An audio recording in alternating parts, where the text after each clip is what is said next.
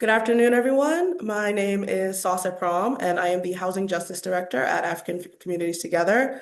I believe quite a few people who have joined us today know who we are, but if you are unfamiliar with ACT, we are a national nonprofit that is dedicated to empowering the African immigrant community to fight for the issues that matter to them, whether that be immigration or workers' rights, or in the case of this webinar, housing. And I am joined today by the lovely Kay from the Private Equity Stakeholder Project. Kay, would you like to quickly introduce yourself? Yes, hi, I'm Kay Agbebiyi, and I am the Senior Housing Campaign Coordinator at the Private Equity Stakeholder Project. And I've been here for about 3 years. Yeah, and I'm really excited about the webinar. I am too. Thanks, Kay. And I want to thank all of you all lovely people who are joining us today for this webinar. If you have signed up or if you are listening in today, you have kind of taken the first step or in acknowledging that we do have a housing crisis, right, nationally.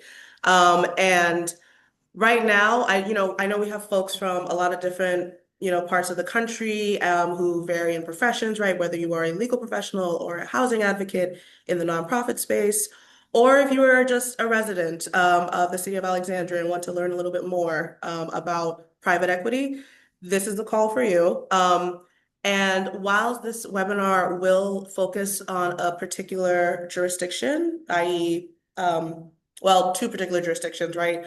The city of Atlanta and the city of Alexandria, and it will focus on one particular private equity firm called the CIM Group. We believe that this is a conversation that everyone can benefit from, right? Because this will show as a prime example what private equity is doing in our housing space and how it's impacting our community members. So with that being said, let's go ahead and dive right in. Um, to quote one of the great philosophers of our time, the rent is too damn high, right?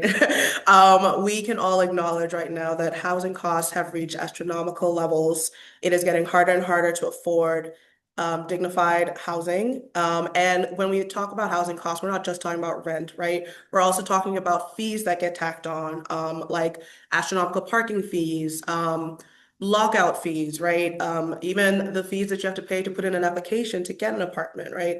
All of these things have been compiling into housing costs that are just unaffordable for many. And on top of that, we then also have an issue of habitability concerns, right? More and more people are coming forward, and particularly in the city of Alexandria and really throughout the US, complaining about quality of housing that is out there, right? We have habitability issues such as mold, pests, rodent infections, and things like that that really impact the dignified housing or access to dignified housing that everyone deserves as a human right. And so setting that as like the background of this, I want to talk a little bit about how Kay and I started working together because I think it really sets the tone of the conversation that we're going to have today. But African Communities Together has been mobilizing a group of tenants in Alexandria, Virginia for a few years now. And this mobilization really started from a simple conversation that we had with one of our community members. And the crux of it was we have a new corporate landlord and they are filing mass evictions. They have raised our housing costs, they have raised our rent, they have raised our utilities, our utility costs, and we don't know how much longer we can afford to live on this property that has been home to us for generations, right? And so taking this feedback and this lived experience from our community members, we were like, okay, well, let's dig a little deeper and find out a little bit more about who your new landlord is and see if they would be willing to talk to you and kind of come to a compromise to make sure that everyone can remain safely housed. Um, Enter Private Equity Stakeholder Project and the CIM Group. We discovered that the CIM Group is this LA-based private equity firm, multi-billion-dollar private equity firm that had bought the Southern Towers property, I believe in 2020. And it was at the time noted as one of like the highest real estate deals during the pandemic because of the extreme financial backing that was received by Freddie Mac.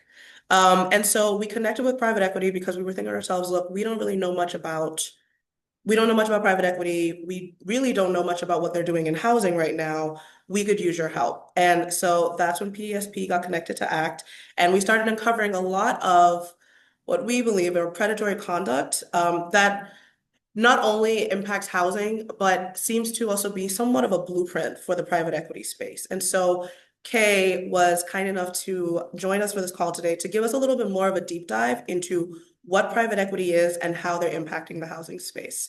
So with that, Kay, I'm going to toss the first question over to you. I feel like every time I have a conversation with people, you mention the term private equity, and it's kind of like, eyes glaze over, it goes over people's heads, and no one really fully has a grasp of like what exactly it is. So would you mind explaining to us today what exactly is private equity? Yeah, definitely. And like you're saying, a lot of people don't really understand private equity, or maybe they don't really have an opinion on it until they interact with it intimately, such as the case with CIM, like when Southern Towers was purchased. But basically, because private equity is so confusing, I'm just going to try to give a simple explanation for the purpose of this webinar. And then if you want to learn more, you can definitely check out our website. You have a lot of popular education materials for organizers to use when you're talking to people about private equity on the ground. But something I like to say is that basically most people at this point are familiar with house flippers. Most people have at least heard of the show, like Flip That House. But basically, house flippers purchase homes that are often in need of repair. They they repair the home. They make improvements to it, and then they sell it for a profit. And so basically in the financial industry, private equity firms can often be compared to or thought of as house flippers. Private equity firms will see a struggling business, or in the case of real estate, they'll see struggling properties, and they will purchase those properties, make improvements to it, and then sell it for a profit. But the issue is that with the case of private equity, those improvements are often at the expense of tenants. So they might be superficial. Rent might be raised just because a new hallway was painted, or there might be additional junk fees, like we just talked about. And there might be other forms of predatory behavior, such as in some cases harassment. All of these things are essentially common in the private equity industry because these improvements that they're making to the properties aren't actually improvements. They're very often human rights violations. So yeah, that's kind of how private equity functions, and that's kind of CIM is really they really follow the private equity playbook, it feels like. Thanks for that, Kay. And while we're talking about this, right, like, so your work at the Private Equity Stakeholder Project has uncovered a lot about the real impacts of private equity's involvement in housing, right? And, as part of that, for example, we have this wonderful report that you've just issued about the CIM group's, I guess, partnership with the City of Atlanta. So I'm kind of curious, what inspired you to write this report with everything that you've been seeing so far? Yeah, so I mean, it was a variety of things because in my role, I'm traditionally a campaigner. So I work with tenants and housing groups and connect them to the public pension funds that are invested in private equity. So this is my first solo report. But I was inspired to write it for several reasons. The first is all of the work that I've done with ACT has kind of made me really passionate about following the CIM group. And then another reason is that I used to live in Atlanta. I just relocated to Brooklyn, but I'm from Atlanta. And so when I would talk to my friends outside of work about the work that I was doing with ACT, one of them mentioned, like, oh, the CIM group, that is the private equity firm that is taking over the Gulch, which is the area in Atlanta that CIM is redeveloping. So once I heard that, I was like, wait, this is a connection. This is happening in my own backyard. And I think it would be really important for me to research this and learn more. And even after I made that connection, I was still kind of sitting on it. But what really sparked me writing this report was finding out that the city of Atlanta essentially shortchanged itself when it came to the affordable housing component of the Gulch redevelopment by using outdated facts and statistics. The city lost several $1 million because they were because when CIM agreed to not build the affordable housing, they agreed to pay an in lieu fee, and that in lieu fee was based off of figures from 2017, I believe, instead of 2024 or 2025 figures. So when I figured that out, I was like, wait, someone needs to write about this. And that's kind of when it inspired me to write the report. So, you know what, actually, let's talk a little bit more about this report, right? Like, I would love to know what was the research process like and like what were some of the key takeaways? And I think it warms my heart that, the way that how you got into this was that, a friend of yours was talking to you about this, right? Which again, kind of really drives home the point that we have about this like community engagement, right? And just spreading more awareness about these things, right? Because to think that like this started from, oh, a community member told us that this company has came in to this bigger campaign, and now that campaign with the work that we've been doing together was able to give you the, kind of like the background information you need to know that like, oh wait, there's this private equity company now in my backyard, right? But so I want to know, sorry, taking us on a tangent, what was your research process like, and what are some of the key takeaways from it? Yeah, and just to basically, if you haven't read the report yet, an overview is that there is a P-shaped landmass in the city of Atlanta that is kind of overlapped by different parts of the highway called the Gulch. And CIM Group won a pretty contentious uh, bidding process to be able to like redevelop that area with the city of Atlanta. And then unfortunately, they backed out of their promise to build affordable housing, which was one of the reasons that the city was kind of promoting this project with CIM. But as far as my research process, so first I just tried to research what CIM promised would be in the area. So that was pretty easy. But then I also wanted to go back, and this was not a popular deal at its inception. And I think that that's something that can kind of get lost. So I kind of went back and started talking to people who were part of this coalition called Red Light the Gulch, which got a lot of traction because they opposed the deal. So I spoke with a man named Julian Benney for several hours, and he kind of told me the process that Red Light the Gulch used, some of the issues that they had from the beginning with CIM, and some of the different methods that they used to talk to the city of Atlanta about the issues with CIM, and how those were ignored.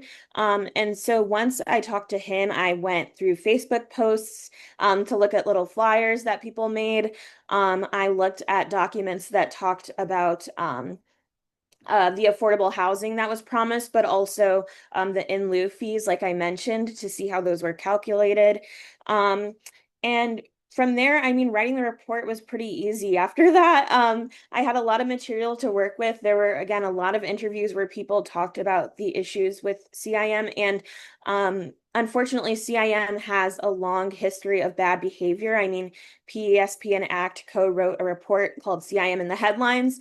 I had a lot of I guess like experience with CIM's bad behavior to choose from. So that was kind of my research process. I want to go back to something you had said. You had said that people had a lot of concerns with this project. Would you mind going into a little bit more detail about those concerns exactly? Yeah, so there were several key concerns that people had. The first was just a lot of people saw the private equity kind of model from the beginning, and they thought that that was going to be a problem with this redevelopment. They believed that the project would drive gentrification in the downtown area, and Atlanta has been uh, thought of as ground zero for the private equity takeover. Mhm. Um, and especially in single family rentals, but also multifamily housing. So people already were hesitant when they heard that the city was going to partner with a private equity firm. But then when they heard that it was specifically CIM, they got even more concerned because, again, CIM has a track record of negative press and headlines and dealings with the community. People believed from the beginning that CIM was going to opt out of building the affordable housing and instead just choose to pay the in lieu fees. And people also thought that the city was shortchanging itself due to all the tax incentives that it was offering CIM. In the end, people thought that those tax incentives that were offered, it really wasn't going to benefit people who are actually from the community. And so this redevelopment of the Gulch, which CIM renamed into Centennial Yards, kind of represents just another example of the city of Atlanta um, furthering what a lot of people call, which is essentially the Atlanta way, where instead of focusing on the community members who have been here for a long time, Atlanta is more preoccupied with attracting new people that will eventually drive up rent prices and make it impossible for original community members to live.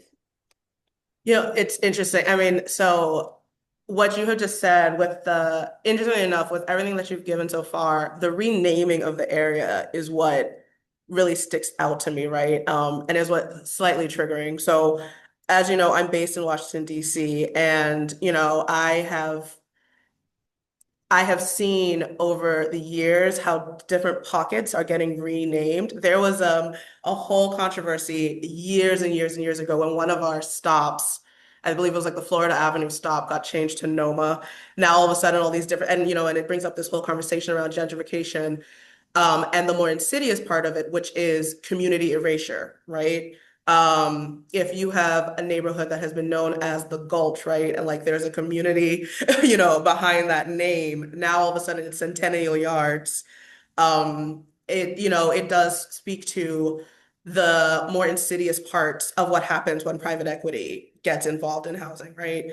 And it also speaks to me how kind of short-sighted some of these moves are, right? Because a lot of these private equity firms, the first thing that they'll say is we are community focused, we're community centric, and yet it seems like each decision that is made is incomplete, like a complete antithesis to what the community is actually asking for, right? So, I just want to kind of like flag some of those points as well, because those are the things that are like sticking out to me. But for you, as you were kind of developing this report and as you kind of continue to immerse yourself in the private equity and housing space, are there any common themes that you're seeing? Like, is CIO's behavior with this partnership with Atlanta and even in other work, right? Is this in line with how other private equity landlords operate? Yes, definitely. Like I said in the beginning, s- private equity isn't really actually concerned with improving the community. So a lot of the things that CIM promised, a lot of the things that other firms promise, like community partnerships, things like that. It's interesting with what you were just saying. It's like, how can a private equity firm meet the needs of a community when they're not even from that community? Like CIM is an LA based private equity firm that is, for example, evicting tenants in Alexandria, Virginia. So a lot of these firms are doing deals in areas where they're not from. And then, I mean, even if we want to talk about close to home, I mean, CIM is gentrifying West Adams, LA, which is right in their backyard. So, and we've written about that through the Private Equity Stakeholder Project as well. But yeah, this is totally in line with what we've seen other private equity firms do. Um, Especially because now there is kind of this wave of cities like Atlanta and similar cities trying to do these public-private partnerships to kind of like spark redevelopment. And so we'll see private equity firms make these huge promises about what they're going to bring to the average community member. But when it comes time to deliver, it's often like, oh, we forgot that.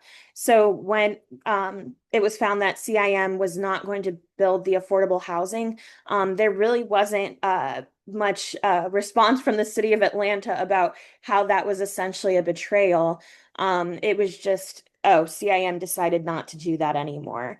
Um, but yeah, this is just a common pattern. And I mean, we think that it's unfortunately getting worse when private equity firms are learning about these different areas that they can kind of come into and plunder, and then leave without really facing any sort of accountability for the lives that they've negatively impacted. That right there, that word accountability, I think has been the word du jour for us since we started working together, honestly. And it's heartbreaking to hear that city officials in Atlanta have not more publicly spoken out about this deal and the broken promises, right, that come with it. This theme of accountability is also something that we also are seeing on the federal level, right? Because there was a point in time, during our Southern Towers campaign where we had to get the FHFA and Freddie Mac involved because Freddie Mac had given like a financial backing to CIM to obtain this like like I think it was like a $360 million financial backing. Um, but all that to say, and Freddie Mac, right, and the government-sponsored entities have like a duty to serve, right? They have these duty to serve plans, and one of their big kind of like goals is to make sure that there's still like a preservation and development of affordable housing. And yet they have, you know, with whatever due diligence they exercised, have now helped this private equity firm that has been known for displacing communities, right? Who has a track record of predatory business conduct. They have now given them this financial backing to continue those predatory business practices and to continue to impact affordability, right?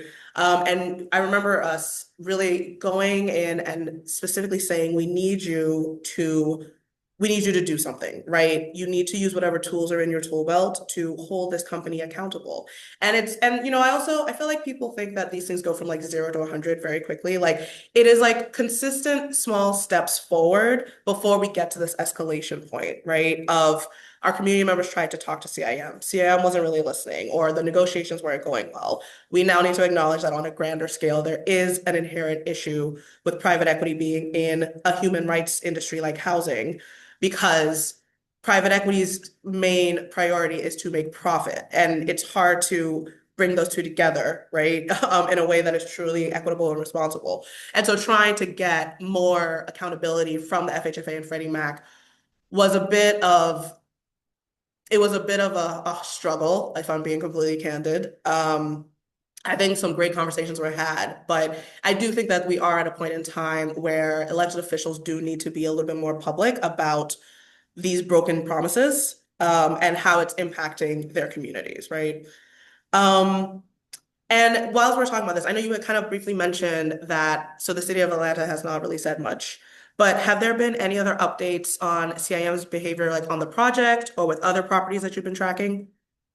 Yeah, and also what you just said is really important. I feel like elected officials, public pension funds, and even the federal government, I think what they need to realize is that when you choose to partner with a private equity firm, when you choose to invest in a private equity firm, when you choose to give a private equity firm financial backing, essentially what you're doing is you're endorsing their behavior.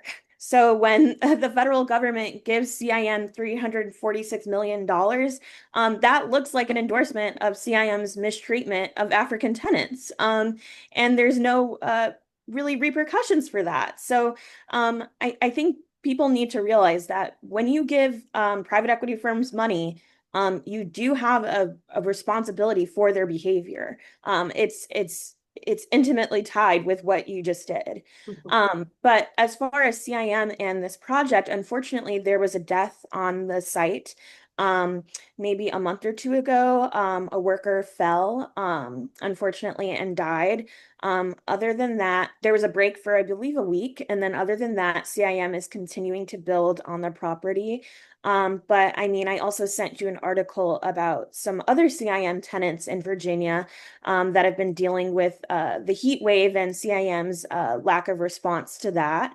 Um, and then CIM's issues in West Adams, LA, unfortunately still continue.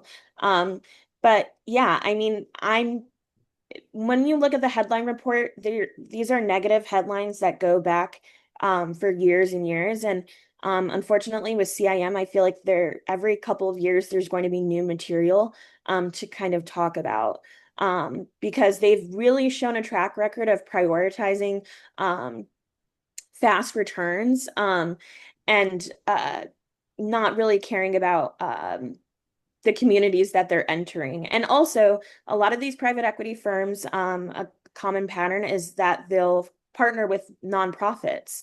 With the case of CIM, I mean, like we saw, CIM was partnered with a housing nonprofit, meanwhile mistreating all of their tenants. So that's another example of a group partnering with a private equity firm, but not really feeling accountability for the decisions and the behavior that the private equity firm is doing. Mhm. You bring up a really good point, right? Again, going back to this theme of accountability, because it's not just the elected officials, right? Like you said, there are some nonprofits, while well-meaning, who are doing, and when we say partnerships, right, it could be like an internship program of some sort, right? It could be some sort of funding being given for like a particular project. And these are the types of partnerships that, again, contribute to that narrative, right, of we are community focused. Look at these nonprofits we work with, right?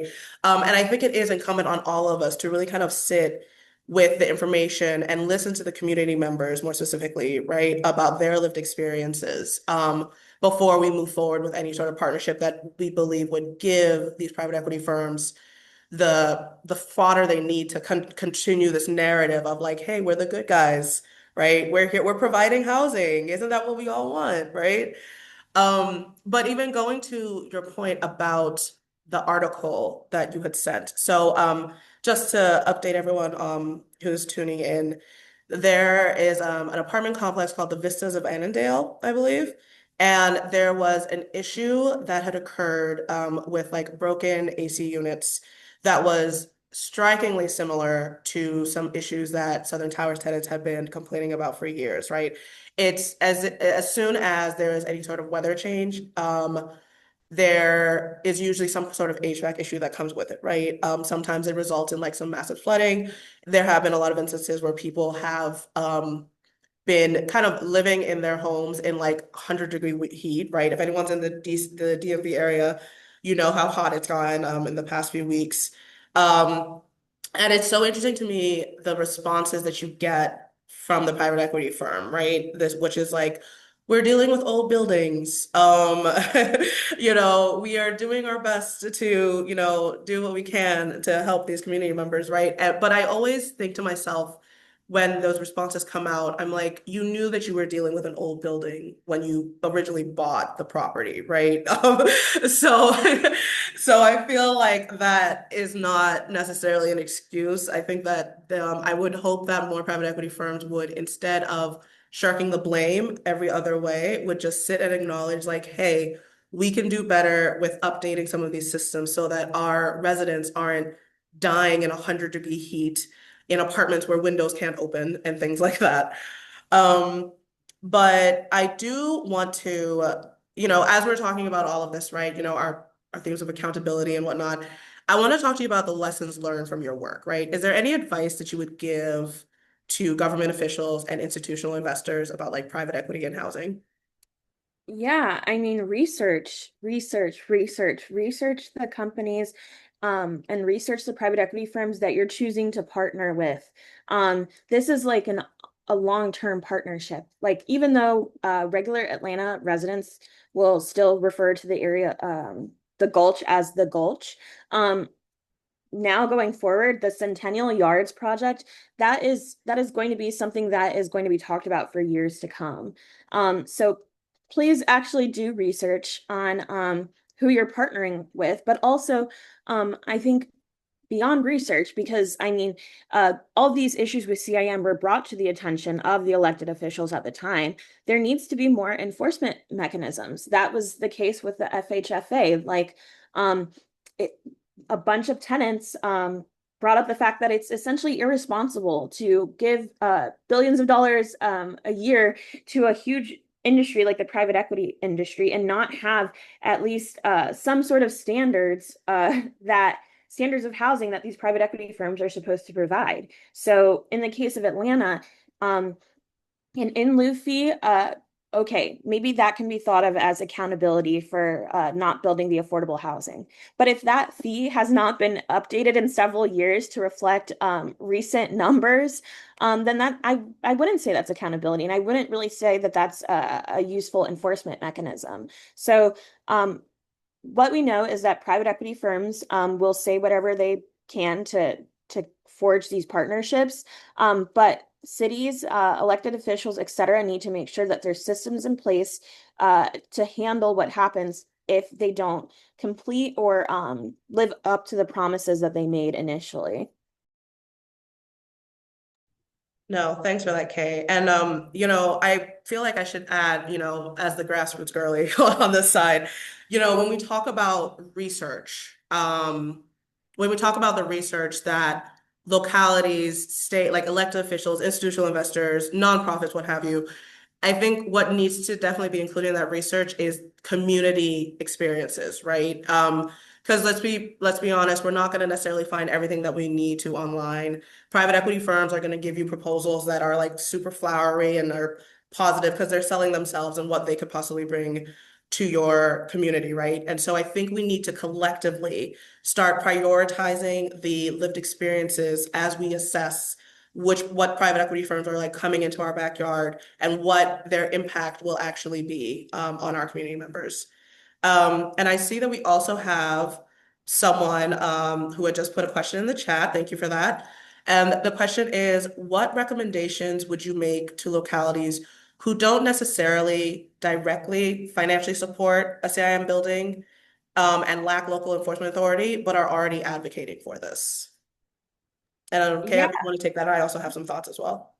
definitely. So even if someone is in that situation, at the Private Equity Stakeholder Project, a lot of our engagement is with the public pension funds that invest in private equity firms, because that's kind of one of the only ways that we can get a clear understanding of how much money is being put into this industry. So if someone was in that situation, I would highly recommend reaching out to PESP, and I can put my contact information in the chat at the end. But we work with tenants, we work with community members that might not have a direct affiliation with a private equity firm to kind of go to these public pension funds.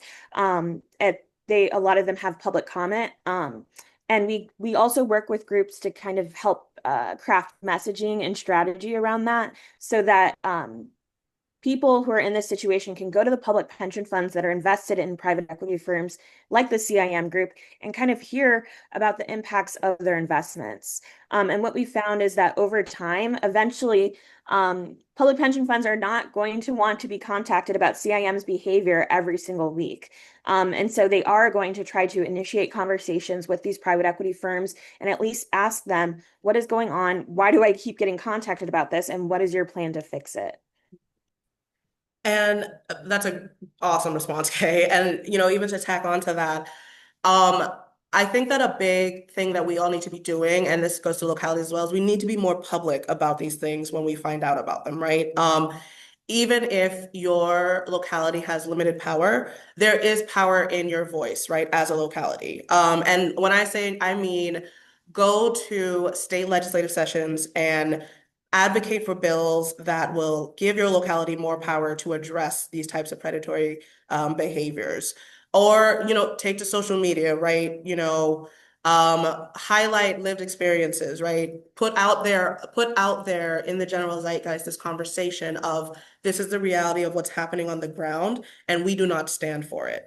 Because another thing that localities need to acknowledge is that it is really hard to empower your community members to speak up if they don't even hear you guys speaking up, right? You guys are, or well, I say you guys, but elected officials are like, you guys work for the public. You work for the people who voted you into office, right? And so you need to stand with them publicly and not just on like these side conversations where it's like, oh God, I really hear what you're saying and we're doing our best. No, there needs to be a bigger public understanding of what is happening on the ground. And also, whilst we can't talk about private equity without talking about money, right? If localities are more public about the conduct that is happening on the ground, this actually does impact investment opportunities for private equity firms, right? Because if institutional investors are coming through and they're saying, hey, we see that, for instance, like the city of Atlanta or the city of Alexandria has been very public in their like displeasure with you, right? That you have been doing a lot to contribute to the displacement of communities who have lived on the ground for generations. They will think twice before engaging in a deal with these private equity firms. So being public, go engaging in political advocacy, and things like that will, I think, go a lot further than most people give credit for. Um, and Kay, I have another question in here for you, if you don't mind. The question is, in Atlanta, did you investigate the contributions of CIM to elected officials? That's a spicy question. Yeah, so and I'm like, I'm trying to answer this in a way that is strategic. So I didn't hear or when I was, doing like on the ground research, I didn't hear specifically about CIM's contribution to elected officials, but let's just say there were other corporations that were very much in support of the Gulch deal. And I've heard about certain instances of these corporations calling up Atlanta City Council members, and in one case, threatening to route their traffic through these different like city council members' neighborhoods. So that there be additional noise complaints, et cetera, if these city council members did not advocate for the CIM deal. And unfortunately, this is really common in Atlanta, where there will kind of be these backdoor conversations, these backdoor threats that have impacts on the real experiences of Atlanta residents.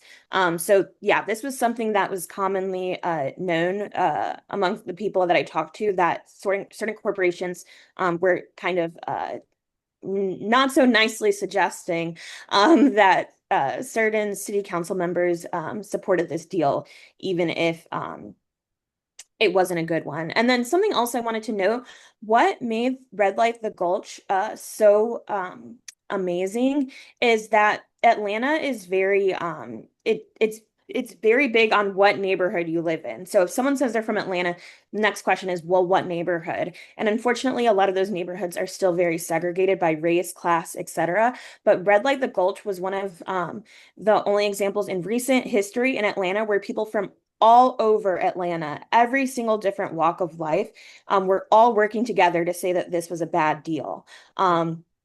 And it was really groundbreaking. And I think it also set the tone for other movements such as Stop Cop City, etc.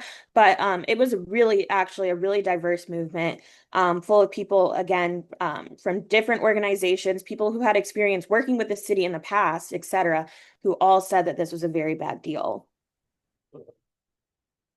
Thank you so much for that, Kay. Oh, wait, we have a message in the chat. Not really a question, but just something I want to just flag for everyone. I live in an apartment in the DFW Metroplex. My apartment and most apartment complexes used RealPage to determine rent escalations. And in quotes, RealPage sells software that enables corporate landlords to fix the price of rental housing across local markets, resulting in double-digit rent hikes, right? End quote. RealPage is owned by private equity. And I think that's a wonderful thing to also highlight in all of this. And Kay, I would love to, hear your response to this. But for me, this really to me is just another indication or another indication of how far we have strayed from housing as a human right to now it being like profit over housing, right? When we start using AI and algorithms that are solely designed to increase profits, and that then also basically result in more displacement, we've missed the mark. We need to correct course, and we need to correct course immediately. But Kay, I want to hear your response to that comment.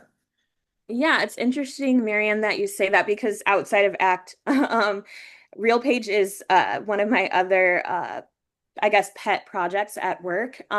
So RealPage is, like you said, it's owned by a private equity firm, Thoma Bravo, which is a Chicago-based private equity firm. And what's interesting about RealPage is it's owned by a private equity firm, and it's also used by private equity firms like Blackstone, Greystar, Cortland Management, et cetera, to set rental prices. And just because we're running up on time, basically RealPage has been in the media for about 3 years right now, because it's shown to make recommendations that have really pushed low income tenants out using information that a lot of people argue RealPage shouldn't even have access to. So because of that, over 22 different states this last legislative session have introduced over 44 pieces of legislation asking for RealPage to be banned. RealPage and similar softwares are banned in major cities such as Philadelphia, San Francisco, San Diego, and also I just saw today like Hoboken banned RealPage. Um, and then not only that, it's also now the subject of a DOJ lawsuit. And senators such as Elizabeth Warren, Bernie Sanders, et cetera, have written 5+ public letters about RealPage and talking about the harms that it does to tenants across the country. So that's, yeah, just another example of private equity focusing on profit over people. What's interesting about RealPage is there's so much public backlash. Like I said, there's so many lawsuits, there's so many bans. It's people from across the aisle. A lot of people are passionate about this issue. And so I think that fortunately, I think that RealPage will be held accountable in some way, and I would love to see similar things happen to other private equity firms. Love that. Thank you, Kay, so much. And then we have just like one more question, which I will just take on before we have to close off. But the question was, has anyone ever researched the people or entities behind the name CIM? And in short, yes. So back in, I believe we issued this report back in 2021. ACT had issued a report called Invested in Evictions, and it essentially just covers the Southern Towers deal that was given to CIM. But there is also a section that talks about the leadership at CIM. And I am putting in the chat the link to our Southern Towers campaign page. And if you scroll through, you will see a link to the Invested in Evictions report that gives a little bit more detail on that. But you'll also see some other materials like a campaign video that talks about the tenants who have lived there historically. There's also the complaint that we had sent to the FHFA and Freddie Mac, and a variety of other resources that I think could help paint a better picture of what is happening on the ground. Um, but, and sorry, I know Elizabeth just asked, sorry if I missed this, but have any cities just banned private equity in housing? I know a federal bill was introduced. Not that I know of, Kay. I don't know if you have heard of anything, but No, I've heard of, like I said, people banning certain aspects of private equity, like RealPage, for example, but no, I haven't heard of any city that just bans private equity in housing completely.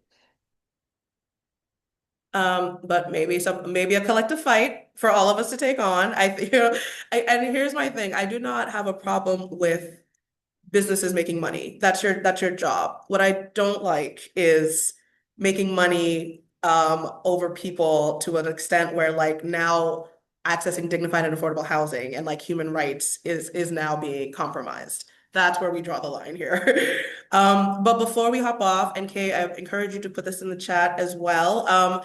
Do you have a handle or a mailing list that you would like to send to people if they would like to contact you for more information? Yes, you can email me at k.agbebiyi@pestakeholder.org. For some reason, I don't know if I can put that in the actual chat. But you can also go to pestakeholder.org and you can learn more about us that way. And you can also sign up for our mailing list. And also, thank you, Kathy, for flagging that. I haven't seen that yet. I'll look into it. Ah, and so with all that being said, I would just like to flag, please feel for anyone here who is not an ACT member or contact, please feel free to join our mailing list. I'm putting the link in the chat. I also am gonna put Kay's email address in here as Thank well. you. Yes, no worries.